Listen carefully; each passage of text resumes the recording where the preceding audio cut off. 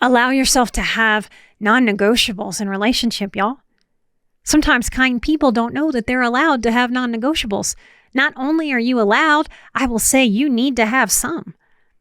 I won't tell you what they are for you. Nobody can. You have to figure out your own non-negotiables. But the way we learn that is by seeing that other people have non-negotiables and that looks and feels respectable and reasonable. So I'm going to share some of my non-negotiables with you. I will keep no one close to me. Not a friend, not a husband, nobody close to me that I can't speak freely to. If they cannot handle me speaking freely, if they can't handle me addressing any and all elephants in the room at any time, that's a no for me. And it's not that I'm losing them. From this place of self-respect, I now know, I have empathy for them in that moment because I'm a great person to have in a life. They lose out on me. I will never go unheard in any relationship ever again. Now, that doesn't mean I'm always chattering. That doesn't mean I'm saying, you must listen to me. It's 2:00 in the morning. But I will be respected or I will leave. And that involves me being heard and me naming aloud whatever I need to name aloud. You get to have some hard lines, y'all. And especially people with big hearts. This idea has really helped me find a permission to have boundaries with my heart.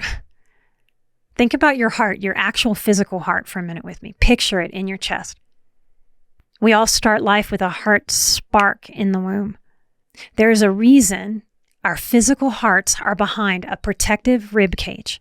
The ribs are boundaries for the heart space. The ribs are protection. They're support. And y'all, the ribs themselves, they're rigid, strong bones. But what holds those bones together is not rigid. There's movement. Those little muscles between every single rib, they're called your intercostal muscles. And every time you breathe, they expand. We can have really strong boundaries and we can have some flex, y'all. Our hearts need protection. Our physical hearts need protection and our emotional hearts need protection. And it doesn't have to be some rigid iron box of protection where nothing is allowed. Flexibility. You get to have a healthy, flexing protection for your emotional heart.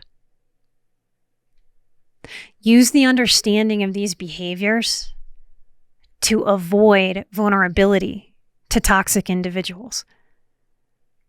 Now, I would bet good money that every highly sensitive person, and definitely every empath, gets this backwards, just until they don't.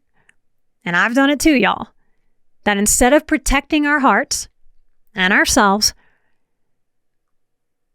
when we're not getting our needs met, we start showing more and more and more and more vulnerability and more and more and more and more explanation of our vulnerability, more and more explanation of emotional concepts. And you know what? All that does is give a low empathy, highly manipulative person exactly what they need to maintain power and control over you and play all the games they could ever want to play with you. See, you value explanation. But what works for our personality type, our temperament, our energy, our seeker spirit does not work with people who suffer from low to no empathy and low to no responsibility and move through life playing games. Explanation is not the way. Boundaries, letting go, and self-respect are the way. Remember that my course, 30 Days to Peace, begins on the 1st of the month. It will help you transform stress into serenity with a unique 30-day program offering simple daily practices for cultivating lasting inner peace in just 7 to 15 minutes a day. Visit emotionalbadass.com/peace to register now.